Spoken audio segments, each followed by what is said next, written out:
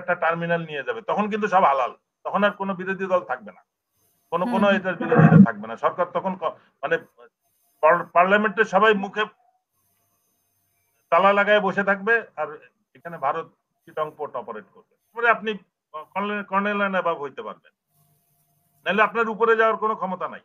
Same সরকারি মন্ত্রী মিনিস্টারও কিন্তু রাজনৈতিক দলেও একই।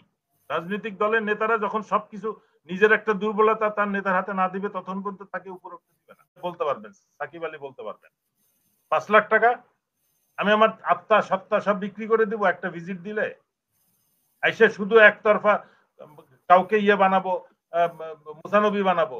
একটা বিষয়টা আমার মনে হয় কিছু লুজ স্টকের জন্য আমরা মানে বিতর্কের সুযোগ দিয়েছি।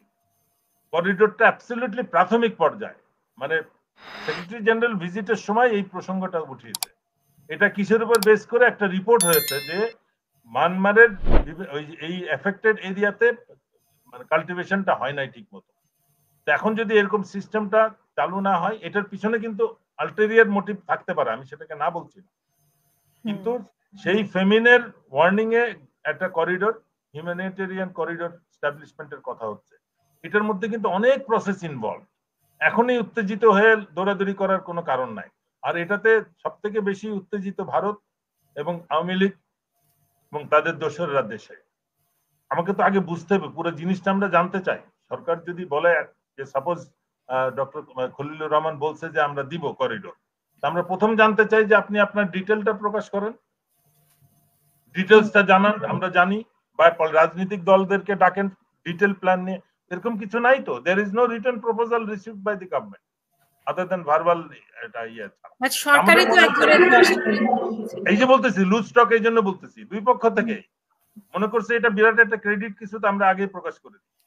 আমি কিন্তু ওই প্রশ্ন বা ওই চ্যালেঞ্জটা করছি না, বাট আমার মনে হয় আর একটু এটা মানে বিবেচনা করে পুরো জিনিসটা বুঝে ডিসক্লোজ করা দরকার ছিল।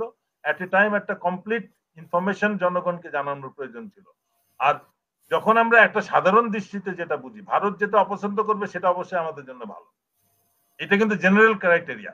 এই চিটাগং পোর্টের বেলায় যেটা আমি বলছি, চিটাগং পোর্ট চাইবে না যে এখন কোনো মানে ইন্টারন্যাশনাল কন্ট্রাক্টর এটা দায়িত্ব নেই, কেন আবার যদি এরকম গুজুম গুজুম কোনো পার্টি চলে আসে রাজনৈতিক দল, তাদেরকে দিয়ে আবার এটা ভারতীয় কোনো আবার ওই ট্রানজিট করিডোর চালু হয়ে যাবে, ইন্ডিয়ান করিডোর, দেখা যাবে পোর্টের একটা টার্মিনাল নিয়ে যাবে, তখন কিন্তু সব হালাল, তখন আর কোনো বিরোধী দল থাকবে না, কোনো এটার বিরোধিতা থাকবে না। সরকার তখন মানে পার্লামেন্টের সবাই মুখে তালা লাগায় বসে থাকবে, আর এখানে ভারত চিটং পোর্ট অপারেট করবে। আমরা দেখলাম যে নদী কি বলে তিতাস নদী বন্ধ করে ভারতীয় গাড়ি পার করে নিয়ে গেছে আগরতলা। এই সমস্ত দেখার পরে আর এই সময় ওই রাজনৈতিক দল তখন যারা আন্দোলন করে নাই, যখন যারা এটার বিরোধিতা করে নাই, বক্তৃতা দিয়ে ছেড়ে দিছে, তারা রাস্তায় নামার হুমকি দিবে কেন? সামান্য সিটি কর্পোরেশনের মেয়র নিয়ে, করিডোর নিয়ে আমাদের অনেক কিছু বোঝার আছে, এবং এটার বেনিফিটস রিস্ক সবগুলা বিবেচনা করে আমার ধারণা সরকার করবে এটা। আর ওনার ডাবল পাসপোর্ট আছে কিনা এটা মনে হয় সামগ্রিকভাবে এটা বিষয়টা ডিল করা উচিত। সবাইকে একসাথে এক কাতারে এক মেশিনে ওয়েট করতে হবে, এক ওয়িং মেশিনে বিচার দিতে হবে। যা যত বিএনপি বলেন আওয়ামী লীগ বলেন সব তাদের 10 ইয়ারের তাদের ফরেন পাসপোর্ট আর ফরেন অ্যালিজিয়েন্স কবে কে নিচ্ছে এটা বের করলেই তো বেরিয়ে যাবে যে তোমার দলে কতগুলো আছে এরকম। তাহলে কিন্তু কথা বন্ধ হয়ে যাবে। সরকারের এখন উচিত অন্য দেশের অন্য পার্টির গুলো বের করে দেওয়া, যে এখানে কয়জন আছে এফিশিয়েন্ট লোক, তোমরা তো রামসাম যদু মধু সবগুলোরে মিনিস্টার বানায় রাখছিল, যারা টাকা পয়সা নিয়ে বিদেশে পাঠাইছে এবং পাসপোর্ট বানাইছে। এরা তো তাদের নিজের যোগ্যতায় বিদেশে গেছে, পাসপোর্ট বানাইছে এবং কোয়ালিফাইড লোক দেশে ফেরত আসছে দেশকে সার্ভ করার জন্য। আমাদের কিন্তু ওই জিনিসটা আন্ডারমাইন করলে চলবে না। এখানে তো প্রশ্ন আছে যে দেশে কি কোয়ালিফাইড লোক নেই? বিদেশ থেকে পড়াশোনা করে তো অনেকেই দেশে চলে গেছে। আমরা দেশের কোয়ালিফাইড লোকরা তো এতদিন চালাইছি, আমরা চুপপুরে তো প্রেসিডেন্ট বানাইছি,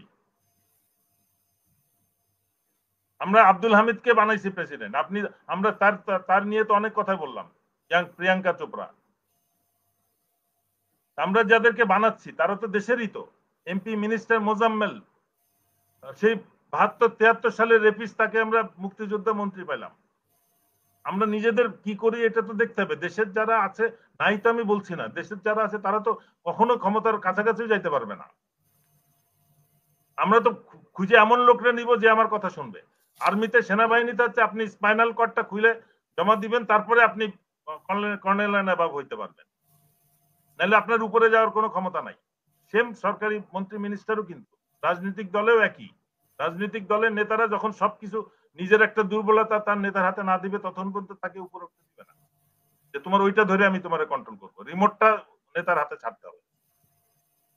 সুতরাং আমাদের দেশে ভালো লোক আছে, তাদের যেরকম স্থান নাই, বিদেশ থেকে যদি কোনো ভালো লোক এসে থাকে তাকে আমরা দেখি, টেস্ট করি, সে চলে যাবে, আমরা জানি। আমরা তো দেশের পাসপোর্ট, দেশে থেকে পাসপোর্ট বানায় ক্ষমতা চলে গেলে পালাচ্ছি, আর ওনারা বিদেশ থেকে এসে আবার বিদেশে যাবে, নিজের কর্মস্থলে যাবে, অসুবিধা নাই তো। সিচুয়েশন কিন্তু একই, সবাই চলে যাবে, পালায় যাবে। মানে ওদের বিচার করা যাবে না আর কি, যদি তারা অপরাধ করে এই সময়কালের মধ্যে দোষ দেওয়া যাবে না, আমি সেটা বলতে চাচ্ছি। তাদেরকে ধরা যাবে না, ছোঁয়া যাবে না। যেমন বাংলাদেশি পাসপোর্ট আলারা যেখানে লুকিয়ে যাক, তাদের সেখানে আবার আনা যাবে, কিন্তু এদের জবাবদিহিতার জায়গা নাই। সেখান থেকেই প্রশ্ন। আমরা আমাদের ফরেন মিনিস্টাররা দেখলাম সুইডেন না কোথাকার সে নাগরিক, সে কি ওই ওখানে যাওয়ার পথে বানাইছে, রাস্তায় কোথাও দুবাইতে বসে পাসপোর্ট বানায় সে গেছে? ওনা তো আগেই ছিল, বাট তাহলে how could he become foreign minister of this country?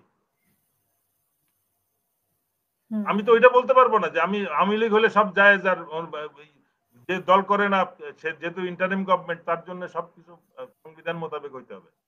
ওই এখন কিন্তু আবার আলটিমেটলি আমরা ঠেলে কিন্তু ওই জুলাই ঘোষণার দিকে নিয়ে যাচ্ছি। আলটিমেটলি ওই ঘোষণা হইলে কিন্তু তখন আর এই সংবিধানের প্রশ্ন থাকবে না। এখন কিন্তু ওই প্রশ্ন এসে যাচ্ছে যে 30 দিনের মধ্যে টাইম আছে, ওই ঘোষণা হইলে সব বিদেশ, অ্যাটলিস্ট এই সরকার সবকিছু হালাল পাবে, তখন বাকিগুলারে ধরতে হবে যে তুমি পাসপোর্ট নিয়ে কেমনে ফরেন মিনিস্টার ছিল, তুমি কেমনে বিভিন্ন মন্ত্রিত্ব চালাইছো, এমপি ছিলাম কেমনে। ধন্যবাদ। জামাত তো এটা বলেছে যে এই যে জুলাইয়ের ঘোষণাপত্রের জন্য ওরা প্রয়োজনীয় গণভোটের সমর্থন, এটা অবশ্যই জরুরি, এটা জরুরি। তো আপনি নাচতে নেমে ঘুমটা দিতে পারবেন না। তো আপনি আন্দোলন করে ক্ষমতা নিছেন, কিন্তু আপনি সংবিধান মেনে চলতেছেন। আপনি আওয়ামী লীগরে তাড়াইছেন, কিন্তু তার নির্বাচিত প্রেসিডেন্টের আদেশ শুনে আপনি চলতেছেন, এটা তো হইতে পারে না।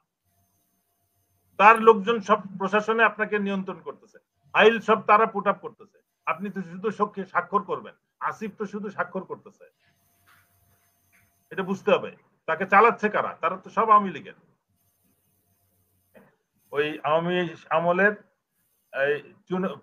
কেচকি মাছগুলারে ধরতেছে। ওর টাকা পয়সা নাই, সে দিতে পারে নাই কাউকে। যারা শত কোটি হাজার কোটির মালিক, তারা কিন্তু সব দিয়ে টিয়ে যত টাকা লাগে দিয়ে ম্যানেজ করে ফেলছে, এবং পুরা প্রশাসনকে সেট আপ করে নিয়ে প্লেন থেকে দেশে টিকিট করে এয়ারপোর্ট দিয়ে বেরিয়ে চলে যাচ্ছে। যারা না পারছে বর্ডার ক্রস করে চলে যাচ্ছে। এদের জন্য কিন্তু এভরিথিং ইজ ওকে। যার টাকা পয়সা নাই, আওয়ামী লীগ করছে, তারা এখন ধরা পড়তেছে। এটা হচ্ছে ইস্যু। এবং নুসরাত ফারিয়া এরকম একটা টার্গেট। আমি অন্য বিষয় বলবো না। সংস্কৃতি মন্ত্রী উপদেষ্টা যেরকম দুঃখ প্রকাশ করছে, সে হয়তো আর কারোর জন্য অন্য আরেকজন উপদেষ্টার দুঃখের কারণ ছিল, ওই জন্য তারা ধরছে। এটা কিন্তু এইভাবে চলতেছে না। সেখানে তৃষাকে ধরা হয়নি, যেটা বললো। এটাই বলতেছি তো, যে তৃষা তার কষ্টের কারণ না, তৃষাকে ধরে নাই। নুসরাত ফারিয়া কষ্টের কারণ কারো অন্য আরেকজন উপদেষ্টার, সেই জন্য তাকে ধরে ফেলছে। এই বিষয় কিন্তু এটা চলতেছে, কোনো ন্যায় বিচার ওইগুলো কিছু না, ন্যায় অন্যায়ের এখানে কোনো প্রশ্ন না, এইটাই চলতেছে। এবং এটা সব ক্ষেত্রে চলতেছে। বাইরে যেরকম পলিটিক্যাল এরিনাতে ব্যুরোক্রেটসরা কিন্তু চুপচাপ বেনিফিট নিচ্ছে। একটা ব্যুরোক্রেটরা কিন্তু কোনো অপরাধ করে নাই, বেগম পাড়াটা সব নাই, সব গায়েব হয়ে গেছে।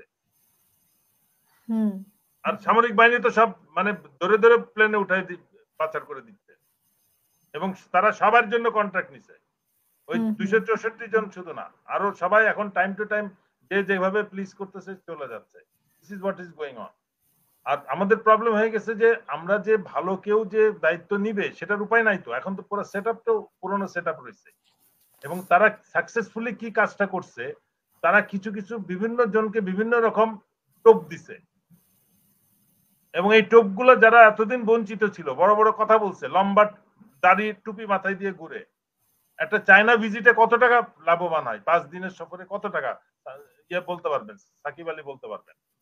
5 লাখ টাকা। আমি আমার আত্মা সত্তা সব বিক্রি করে দেবো একটা ভিজিট দিলে? আইসে শুধু একতরফা কাউকে বানাবো, মুসানবী বানাবো,